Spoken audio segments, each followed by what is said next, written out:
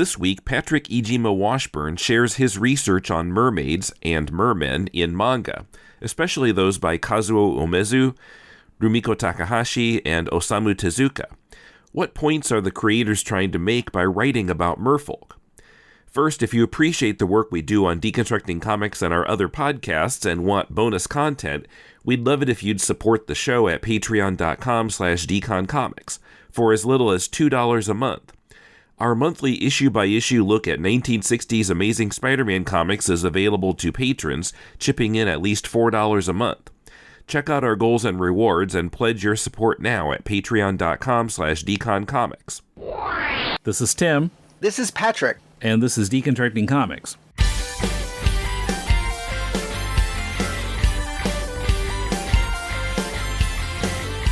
Welcome to Deconstructing Comics. This is Tim in Tokyo with Patrick in Kumamoto. How are you doing? Doing pretty good. I finished the school this semester, basically. I finished it except for doing grades, which is, so much fun. Of course, Patrick is my usual co-host on the Law of Equivalent Exchange, talking about Fullmetal Alchemist. We're talking about manga today, but not Fullmetal Alchemist. First of all, before we get into the topic of it, why did you need to write this research paper? Was this like a publish or perish kind of thing, or? Well, no. I don't have a full-time university job, so it's more like I want to get one eventually. So I have to keep publishing things and to be a viable candidate. Okay, and will this be published in Japanese or English?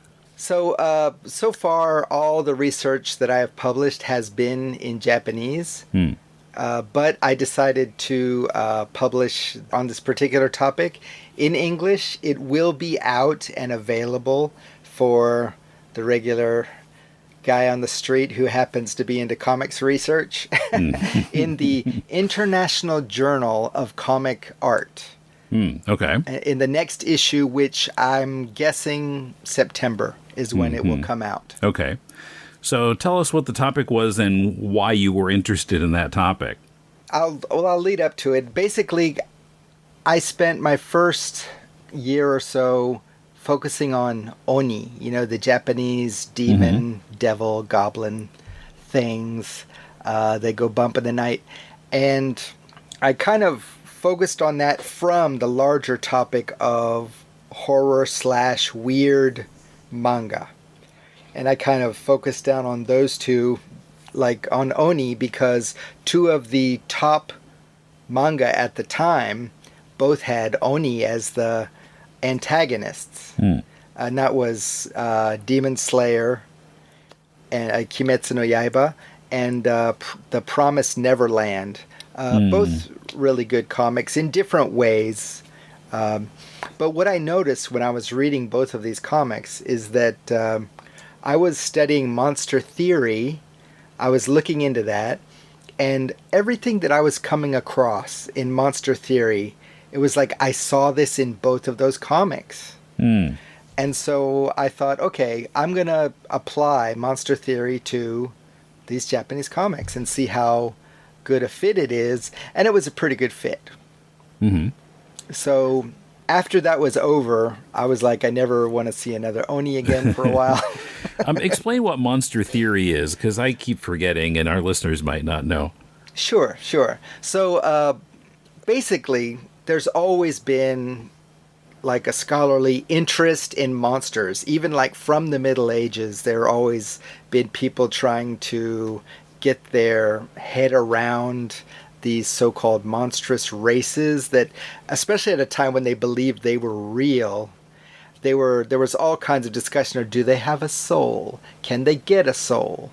And this kind of things. And so that's why you have mermaid stories, which ties into my topic. That's why you have mermaid stories that consider, like the Little Mermaid, the most famous mermaid story in the world, is basically the original has the character going from I want a boyfriend to no, I want a eternal soul, And so that's there's always been like monster studies, basically, and there's different kinds and different directions. It's so deep and so wide. But monster theory is just been somewhere along the line. It went from studying monsters as this external thing, and more of studying monsters as reflections of us. Mm-hmm. And so that shift was kind of helped along by this one essay called Monster Culture, 7 Theses by a guy named Cohen. I want to say Jeffrey J. Cohen, because I can't remember his middle name. Okay. 3 names. It's too much to ask. I'm sorry. But he wrote these 7 theses, which apply pretty well, better for different monsters, but apply pretty well to monsters that have some depth to them. Like even like the monster of the week on a low budget TV show will sometimes have enough texture to them that you can apply a good amount of monster theory. But it's monster theory basically is like, in what ways do they reflect the zeitgeist? So if a creator chooses to use a certain monster in their story, what's that saying about society, about us? Exactly. Why suddenly the big zombie boom? Why can't we ever get tired of vampires? Ever. So. Okay. So that's a big part of it. So you got interested in mermaids or merfolk? Merfolk is a good way to put it, because mermaids is very, it's a very gendered term, of course, for just the female. But by kind of widening it out to merfolk, you can put in the more fishy versions of the underwater people. Like if you look at the comics, the old comics, it was pretty well gendered as far as like you had the pretty mermaid ladies and then you had the fish dudes. They were kind of split in that way, and you'll see that a little bit. But what happened was, okay, so I was done with Oni. I was like, okay, no more Oni. What should I look at next? And I happened to have on hand 2 comics, both by the same person. They were both created a year apart. One, 1965, Hangyojin. Hangyojin, which is like half, directly translated, half fish person. But it's not as clearly half person, half fish as a mermaid is. So it's kind of a weird term, but it's basically a more monstrous, fishy kind of underwater person is a Hangyojin, right? And I think that this term especially became popular because this is the term they used for the gill man, creature from the Black Lagoon. That creature, when it was the Japanese title, is like Amazon, the Hangyojin from the Amazon. And so that term blew up. That character has a lot of resonance in Japanese media. If you look throughout 50s, 60s, 70s, even 80s comics and stuff, you'll see similar ones. Okay, and who was the creator of that one, Hangyojin? Okay, so this is Umezu Kazuo. Umezu Kazuo is one of the horror comics creators that happens to be well liked in the West because of his floating classroom and his other really bizarre horror takes. Okay. So he's mostly horror. And so this was like for a boys comic, and it's got some action, some violence. It's got some really hard to really painful scenes, because it's about a guy who's de-evolving into a fish.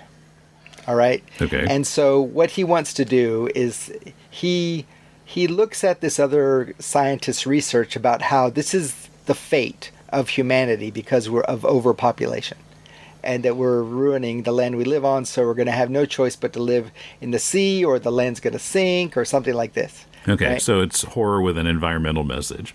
Exactly. So he decides he's going to force this de-evolution on this poor kid and starts like cutting him a wide mouth and cutting off his eyelids, like really like ouch. Like kids are reading this, basically, like really surprising stuff. And then 1 year later, he did this for a girls' comic, and this is basically like a take on the Little Mermaid type of story where the mermaid's escaping from her. She's basically been forced into an arranged marriage under the waves, and she's not having it. And so she's escaping to the land, and unfortunately, like, huge storms follow her. The storms and mermaids theme is eternal. It's like ever since there's been mermaid stories. And so I happen to have both of these. They're both like out of print. This is a reprint. The girls comic one, Mermaid Legend or Mermaid Story it's a reprint. They're both like quite old, 65, 66. And I just happen to have them, and I don't have a lot of Umezu stuff, but these two things kind of stuck out of me, like the beauty and the ugliness of these two characters. And so that's where I started the whole journey. And I thought, okay, last time Oni, I thought I'd take this niche little topic, and it just exploded all over the place, worms everywhere, just like it was ridiculous. It was like, oh, look, a little mogwai. I'm just gonna, put some water on him, see what happened, and explodes. And the same thing happened again, Tim. The mermaid, it was like, there's only got to be a few mermaid manga stories, and then it's like those things that they used to have back in the day. You'd light them, and just this foam would just keep these snake foam things would just keep growing out of it. It's like that. It's just exploded, and I had a very hard time like limiting it. So I did 2 presentations on this, and then I wrote the research paper. Okay. And so the first presentation, I had 40 minutes, and I took 50. And then the second one, I had 20 minutes, and I somehow got it down to 23. Talking really fast. And so... Okay. So now, what do you know about like merfolk in Japanese tradition? Like, I did a little research myself too, but there are some. I mean, it seems like it's kind of a universal thing around the world, especially people who live near the ocean. But there are differences like between Japanese merfolk and European merfolk. So can you talk about that? Well, the similarities are is that you've got a lot of the similar themes about the stories. You have like the fisherman and the mermaid wife kind of story, which you have in a lot of Japanese tales with other animals, and so there's that kind of similar crossover. There's the actual fact that you can find newspaper articles with mermaid sightings just like you can in almost every country. So there's this actual, like, real physical belief in the things. Well, and Wikipedia points out even centuries ago in Japan, there were reports of fishermen catching ningyo, catching merpeople. Not centuries ago. Within a century. Well, but centuries ago, too. Yeah. I mean, for a long time. Right. Yeah. And supposedly, in some cases, people ate them, and it tasted really good. Yeah, I mean, maybe so they caught something real that wasn't actually a mer person, and they just kind of thought it looked like that. Well, before I get into, like, the differences, there's a couple of places where Japanese mermaid story kind of crosses over with the West, and that's like the Fiji mermaid. I don't know if you know about this. P.T. Barnum bought this mermaid mummy from another dude who this one European dude, he basically wanted to buy this mermaid mummy in Japan a very well constructed fake, but he did not know it was fake. He sold his boss's boat to buy this mermaid and started like showing it around. And one group of scientists were like, "Would you let us x-ray it?" And he was so confident. He was like, "Sure." And they were like, "Okay, we see the wood and the wire and the wax and the rope." They're like, "This is a fake." And so he was, it was no good to him. P.T. Barnum bought it off him for a song and then paraded around America. And he was a very good showman, and he had a freak show, and so it fit right in. So what that did at the same time is it boosted the belief in actual mermaids, while at the same time, when it was discovered to be a hoax, it quashed a lot of the belief in actual mermaids. But still, scientists were going on back and forth everywhere. Are they real? Are they not real? What's the, are they dugongs, these big aquatic mammals that, like Christopher Columbus said, "I saw 3 mermaids and they were uggers." They are not as pretty as they are in the paintings. And we're thinking, dugong. He saw a dugong maybe, or a sea lion or something. So that's the similarities. And then, like you mentioned, Japan has a very special relationship with fish. It is their complete livelihood. Even they buy the world's fish. They buy fish. They buy like an incredible high percentage of the world's fish. And so they have this special relationship. So, and if you look at Japanese mermaid history, they weren't always the half human, half fish image that we think of. They start like with a face, and if you go to like the koi pond, there's some koi where the shading on them, especially orange ones, it kind of looks like a human face. And so I can really see how that ties together. So you have like a face, and then later on you have like a head. And then as time goes by, it's not a clear, smooth progression, but you get shoulders and arms. And then finally you get the whole shebang, the whole half beautiful, half fish deal. But it's so there's this progression from a more beastly, a more monstrous, a more maybe yummy looking creature. And of course, like they're like, fish, let's eat it, And so, there's that. And then that's where one of the really famous tales, the Yao Bikuni, which is like the 800-year-old nun, as that translates to. And she basically, the father went to a party, and the host said, "Hey, man, I caught this mermaid, and let's eat it." And he cut up the mermaid, and everybody pretended to eat it, but nobody did.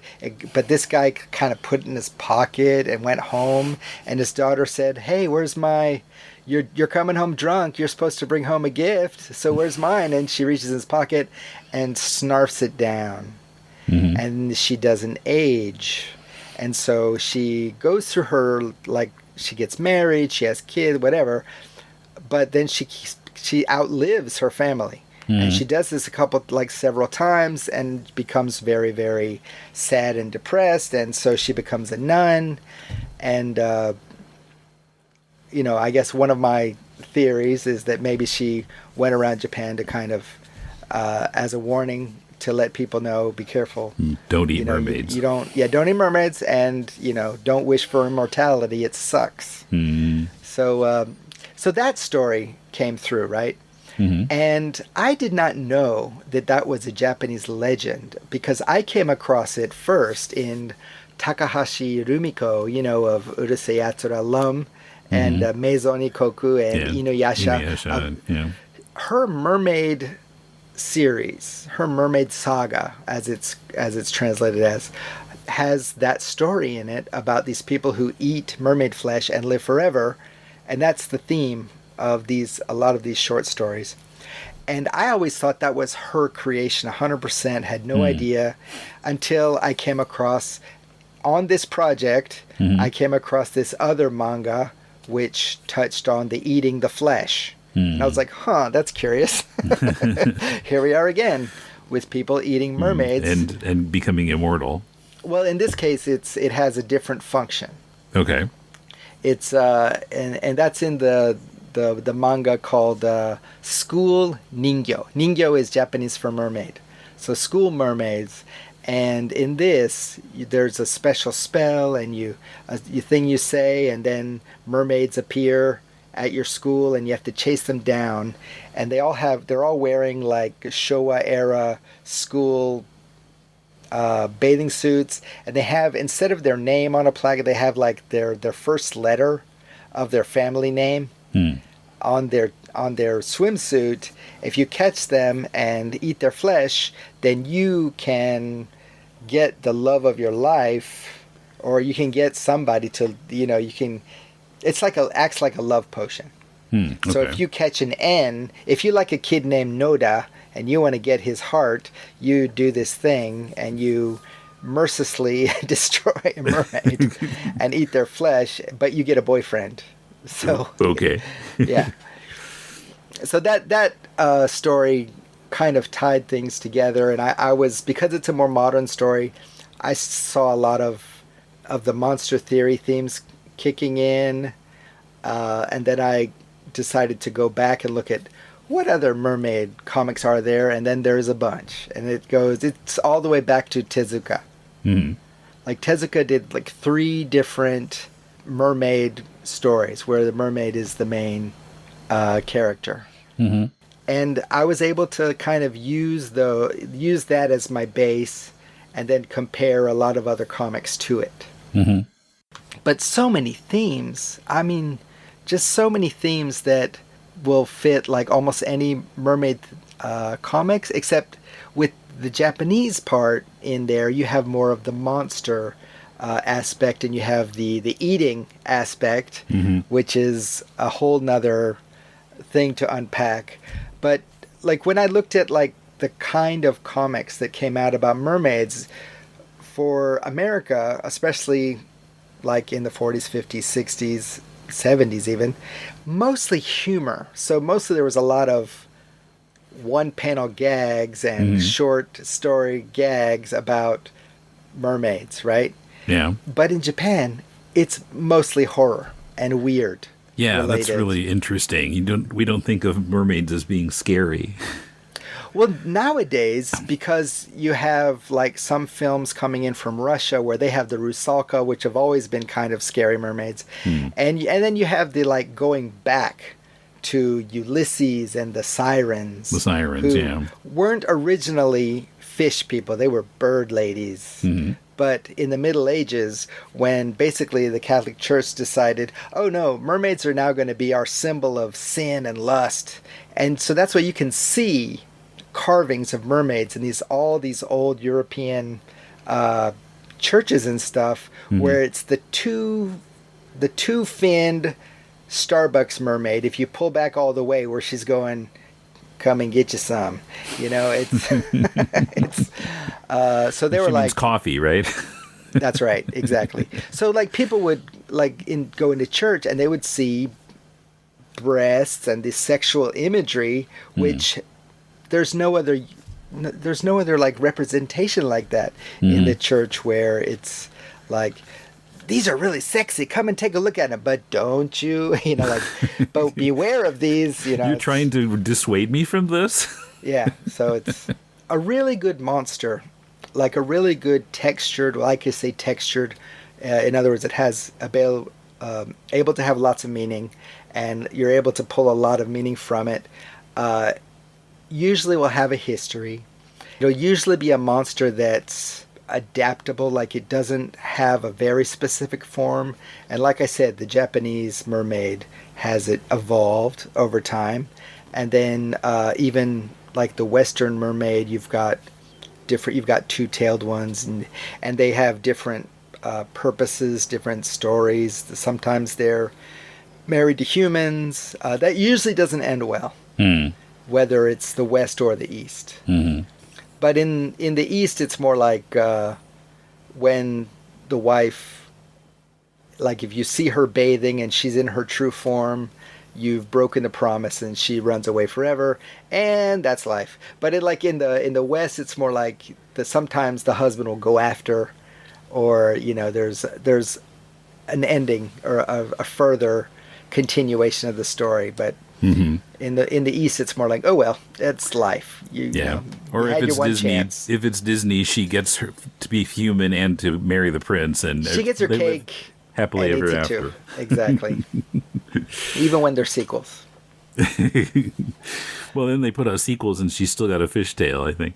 Right. But one interesting thing that I found is just like every major Showa. When I say Showa era, the Showa era we're talking between World War I, World War II, all the way up to 1989, when the emperor at that time and Tezuka both died within a month of each other. Oh, that's right. Mm-hmm. So that's the Showa era, but mostly when people talk about the Showa era, we're talking about post World War II, and when you're talking about Japanese manga, mostly you're talking about post World War II, when it basically it became more of how we see the modern comic. But there's a very interesting book that came out recently, won an Eisner, by the way, about pre-World War II comics.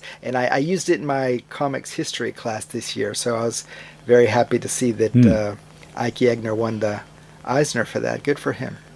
Okay. But basically that's what we're looking at, is things that from the late 40s on to current day. And Tezuka, some are not as well known anymore. Like Morohoshi Daijiro, this guy is amazing. He does a lot of folklore related stuff. He had a bunch of mermaid stories. I already mentioned Umezu and Tezuka, but you have Hino Hideshi, who a collection of his just recently came out, The City of Pigs, by Starfruit Books. Hino Hideshi also did at least 3 mermaid stories, 3 or 4, and all I think 2 or 3 are the beauty of the mermaid, and one of them is really bizarre. And I mean, they're all bizarre in their own way, but such amazing stuff with his mermaid stories, just what he does with the idea. My favorite one is, it's almost poignant.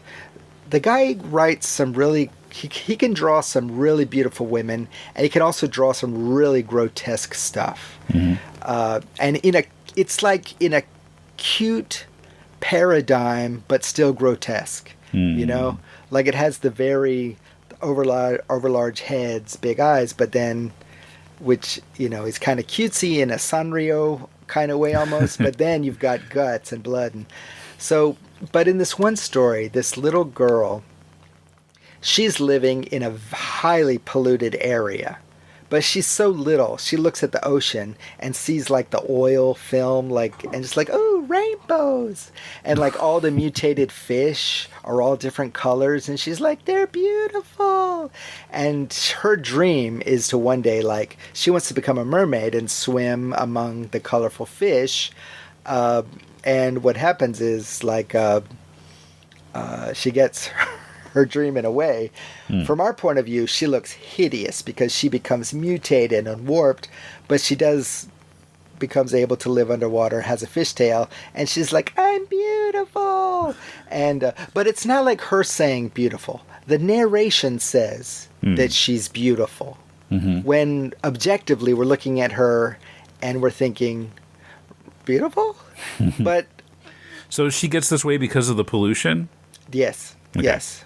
Pollution is a huge theme in his work. Even when he's not talking about it, it's in the background, factories with black smoke pumping out, rivers filled with gunk and detritus and all kinds of horrible things. Yeah, and of course, in those few decades after the war, there were a number of really terrible pollution incidents where a lot of people were poisoned or, permanently disabled. Well, one happened here in my prefecture. In Japan, but one. yeah. Mm-hmm. But yeah, it's one of the ones that was recently made into a movie with Mr. Depp. Okay. Yeah, the only one that comes to mind is Minamata. That's the one. That's the one. About. Okay. Yeah, Minamata is about an hour from here, and Sean Michael Wilson, who you introduced me to, he wrote a comic about it, the Minamata story. Oh yeah, I think we talked about that on Deconstructing or Critiquing. It's been a while ago now. Yeah. So more on manga merfolk coming up. But first, a reminder to join us for 20th Century TV and music trivia quiz videos and more on our Patreon page. Every month, patrons donating $4 a month or more also get a full-length podcast episode reviewing an issue of The Amazing Spider-Man by Lee and Ditko. My discussion with Emmett on issue 35, The Return of the Molten Man, is now available, only on Patreon. Check out our goals and rewards at patreon.com/deconcomics. If you'd rather give a one-time donation, you can do so via PayPal by sending it to mail@deconstructingcomics.com. We appreciate your support. Sawate. My name is Stella, and I am the host of Backrow to Oracle, the Barbara Gordon podcast. Backrow to Oracle is a podcast dedicated to Barbara Gordon, the first woman to hold the mantle of Backrow for an extended period of time, roughly 1967 to 1988. The goal of Backrow to Oracle is to examine the character's history from her first appearance as Batgirl and continuing through her tenure as Oracle. Each episode looks at a vintage issue of Detective Comics or Batman, as well as other books like Justice League and Freedom Fighters, and modern issues of Batgirl and Birds of Prey. I also keep track of news involving Batgirl and other members of the Bat family, and I have a revolving series of segments like Babs in the Tube, which highlights appearances of Babs in TV and film, Shipper Spotlight, which looks at a variety of comic and pop culture couples, gives their history, and determines whether they are hot or not. Reading with Stella, which could be described as an audio drama, or just me reading a book that relates to Babs or doesn't, and of course, the mainstay literature recommendation. I have been blessed to interview writers Scott Beatty and Chuck Dixon on their Batgirl Year 1 work, Brian Q. Miller on his Batgirl run, Dwayne Swarzinski and Christy Marks on their separate Birds of Prey work, and the creators and actors of the Batgirl Spoiled, the web series. I hope to interview more creators and actors in the future. My goal, most importantly, is to make a fun, entertaining, and thoughtful show that people enjoy and from which they learn. Find the show online at thebatmanuniverse.net and iTunes, and follow the show on Facebook and Twitter at Batgirl to Oracle. Thank you, and fly on, Babs lovers. In terms of monster theory, like when these mermaids or merpeople show up in manga, why do they show up? Why is the creator using mermaids? Well, if we look at, like, for example, the school mermaid again, and there's one interesting theme, which is intertextuality, which is when one work refers to another work. And that particular one refers to Little Mermaid and the Yaobikuni, both of those things, and makes explicit reference to them. It's not always explicit reference, but in this case, this creator is very aware of past mermaid comics, aware of those mermaid legends. Tezuka, very knowledgeable about mermaid lore and mermaid fact and mermaid history, and he brought a lot of those elements in. I think, so why use those? That's an interesting thing. Both Tezuka and Morohoshi, who I mentioned, they both said in their prefaces or postfaces to their works that they like bird people and they like fish people, and so they wanted to write stories about fish people. But one theme that comes up is the otherworldliness, almost the first isekai are the mermaids, because if you think about the movie Splash, at the end, and they swim down and there's this city underwater waiting for them. This other world, this utopia, this hidden utopia, which is a theme that comes up in a lot of works about this other perfect society where, you know, they don't have the same problems. Everybody's homogenous, by the way, you know, and it's very patriarchal usually. So it's a utopia from a very patriarchal standpoint. So, for example, if you're somebody who is a little bit uncomfortable with how the world is changing, then you might want to create this other world where things don't change. And the dudes are still on top, you know, and the women only have so much mobility because they got fishtails, you know, and so and also like mermaids are like the face of the eternal ocean, which is this huge amorphous old god almost, but having this human like conduit who's, when she's half above water, the above water part's human and underwater is fish, she's this bridge, and by capturing her, you're able to exert some control over this huge thing that you fear, which is the ocean, right? So there's all kinds of psychological stuff. It's a lot of people glom on to mermaids because it's often a story of independence, like breaking out of one mold. The Disney version is very clear, you know, she's breaking away from one patriarchy, jumps right into another one, but but basically the idea is that she chose, right, I guess, the patriarchy that she wanted to join.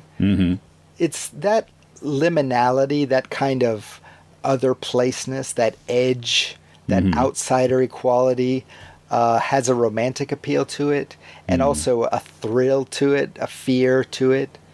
And so I think that because the mermaid has been so represented as like the pinnacle of female beauty, that it's often also used as a catch-all for the things that we love. And when I say we, I'm talking about the patriarchy, the things that we love and the things that we fear about the feminine.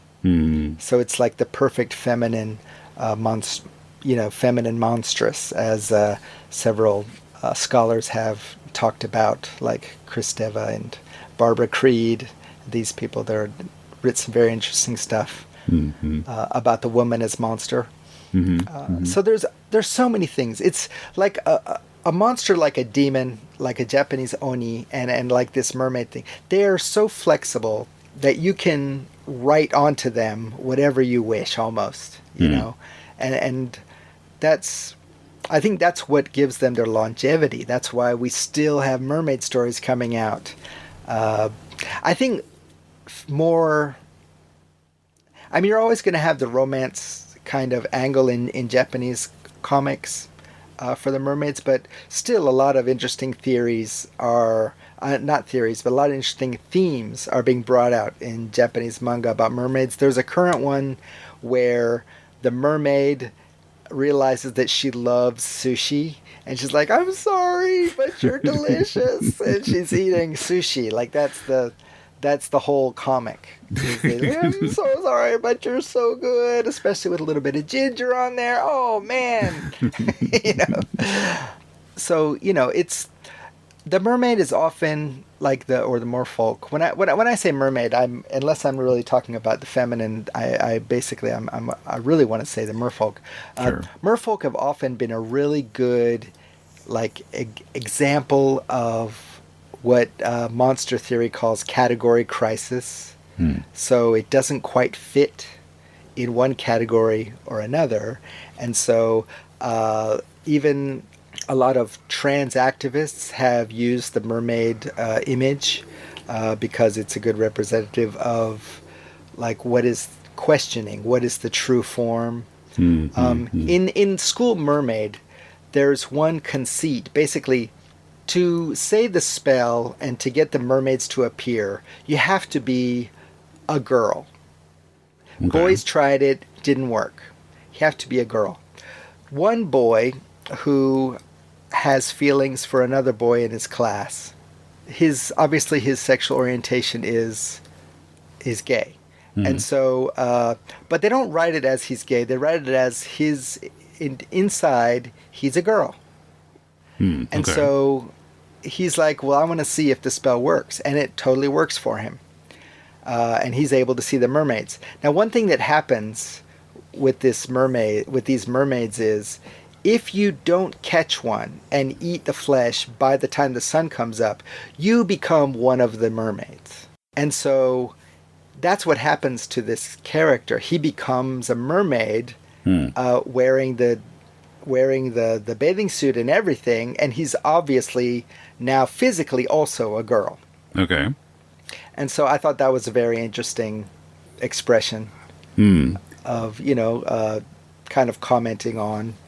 Yeah, it feels more like it's about trans people than about being gay. Yeah.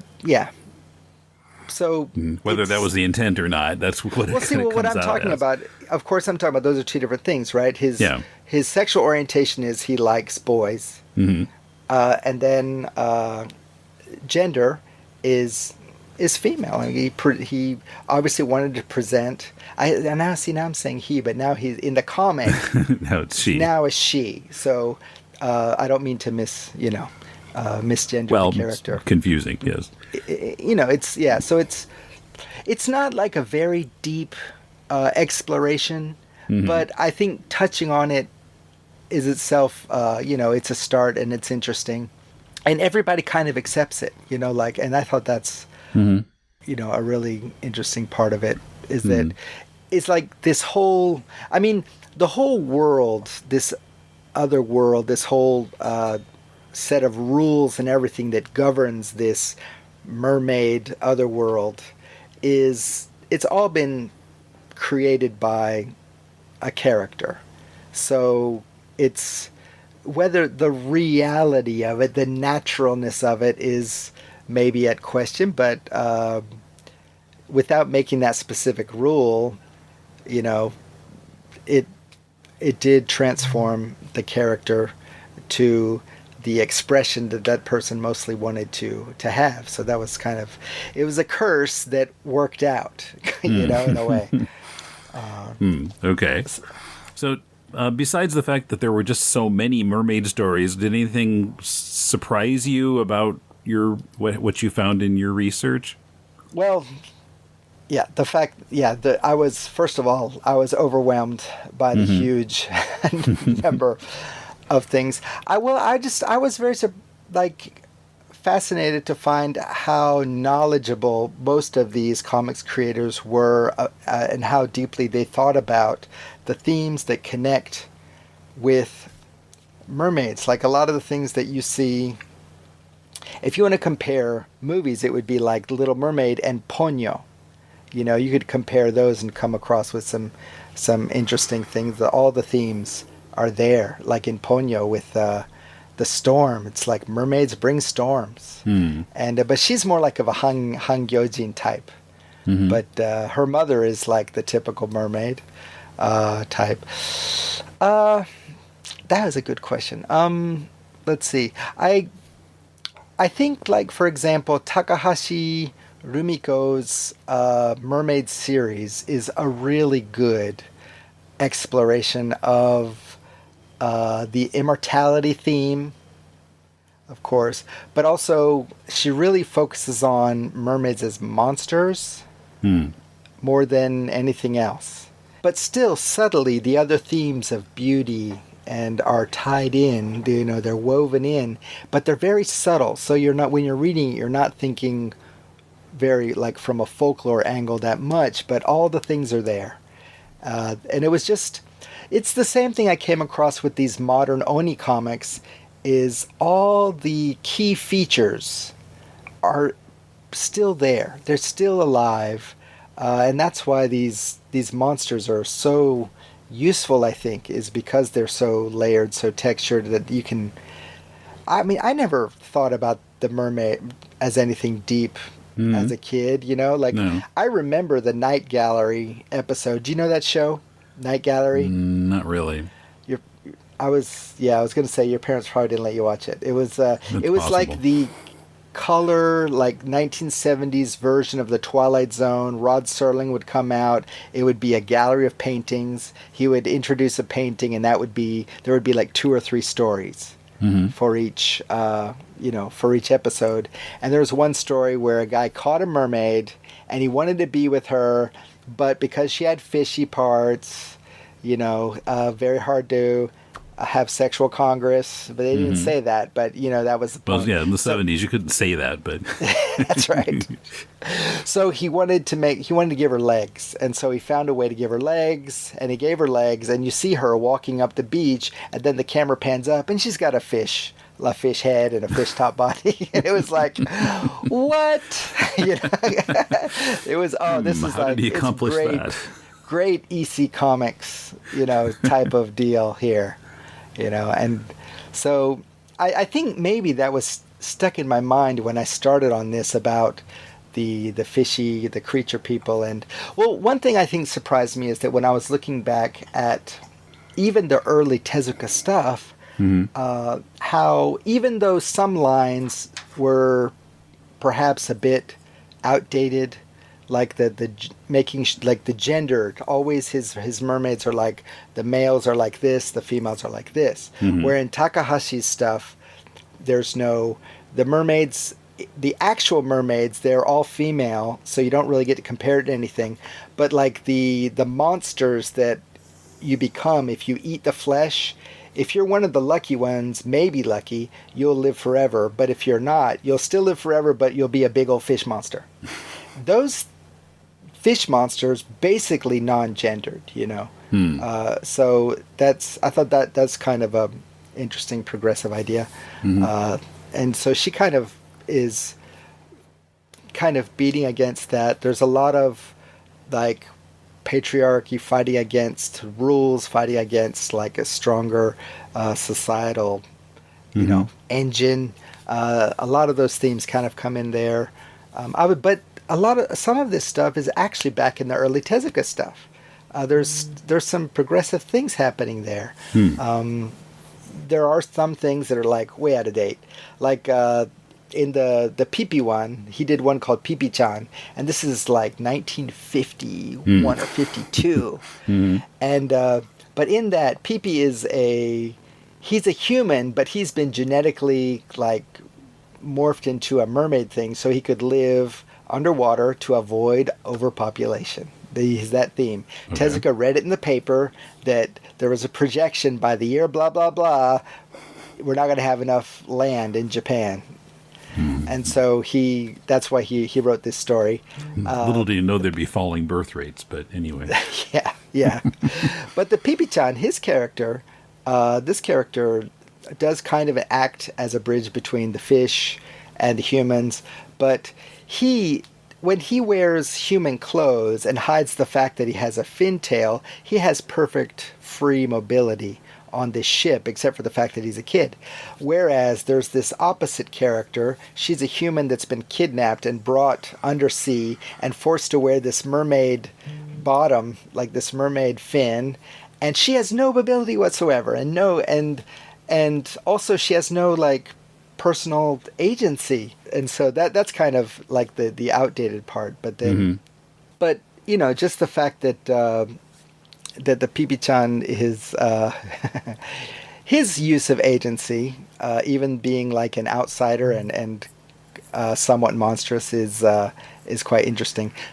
I think the biggest thing I took away from all this was I was originally looking at it how differences were drawn down a gender border, when actually it was the more monstrous, less monstrous border which seemed to indicate more agency, more mobility.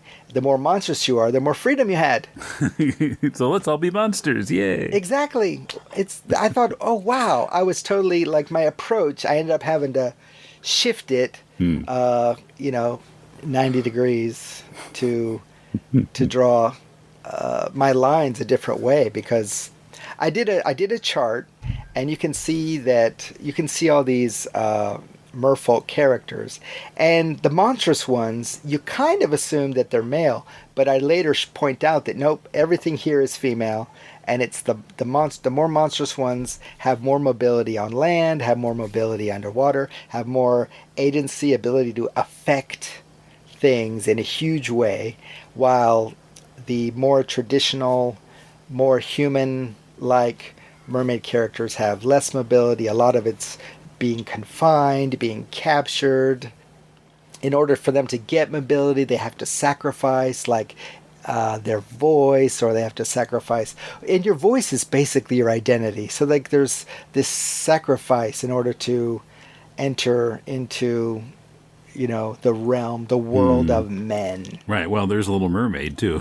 Yeah. So she loses her voice, right? And also, if in the original story, like every step she takes is like walking on knives, and she's like, worth it, she's, like trying to walk, and she can't explain her situation. So that was a big surprise, and a happy surprise for me, because I'm more about like how I connect to monsters. That's like I didn't realize how much a part of my identity was the weird, the monstrous. I thought growing up, I'm a science fiction kid. I like superheroes and robots and rockets. And then I look at like the books on my shelves and on my Kindle, and the movies that I've purchased, and the movies that I've seen and written about. It's a big chunk of it is horror and weird. It's a lot more than I realized, that I wanted to admit to myself. And so part of my monster theory journey has been looking at, why am I so into these things? And bit by bit, it's becoming more and more clear, that how I looked at the world, and I felt more like an outsider, and I really like connected with like the Wolfman. So I didn't really connect with Dracula because he has like mysterious powers, and he's a count, he's got position, and he's got mobility, everything. Where the Wolfman's like, I woke up and I was like, what have I done? Oh my gosh, everybody must hate me. So, and the guilt and the, lack of control is like, oh yeah, I know what that's like. I mean, I don't know what it's like waking up in a zoo with like sheep blood on my lips, but I know what it's like waking up like, ooh, what did I say last night when I lost my temper, or something like this,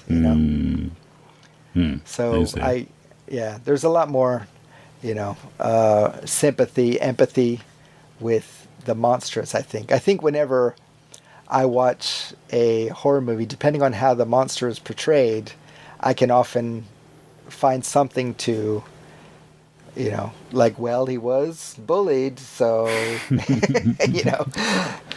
Give him some justification for his apparently evil acts.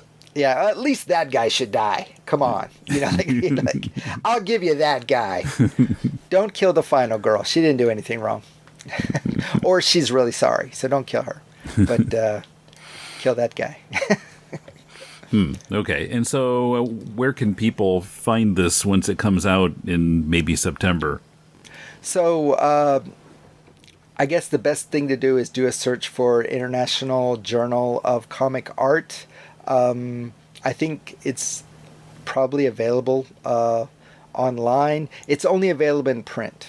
So, but I'm not sure where's the best place to get it.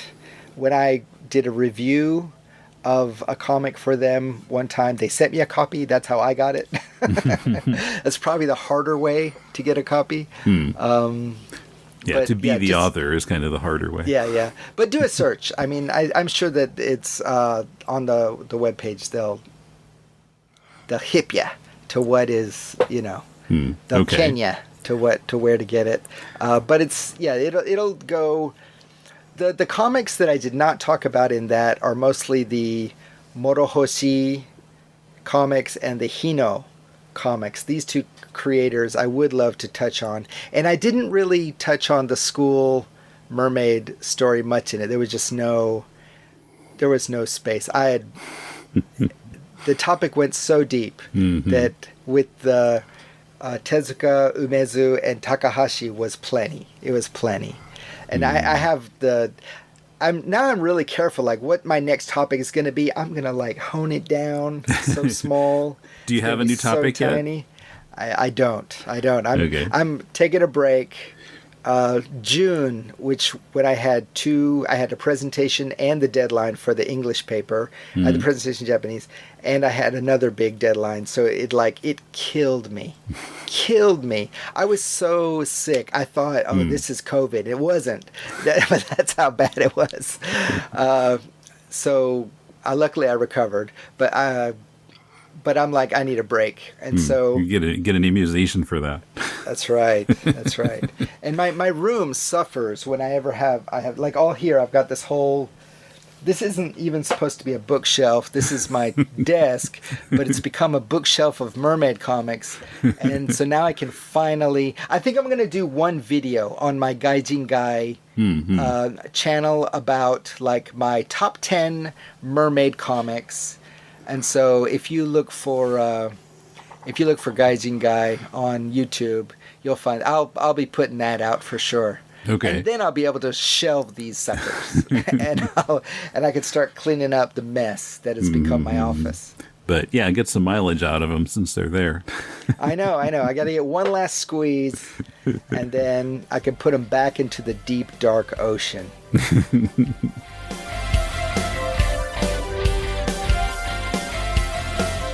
Follow Patrick on Twitter at Patokon, Patokon.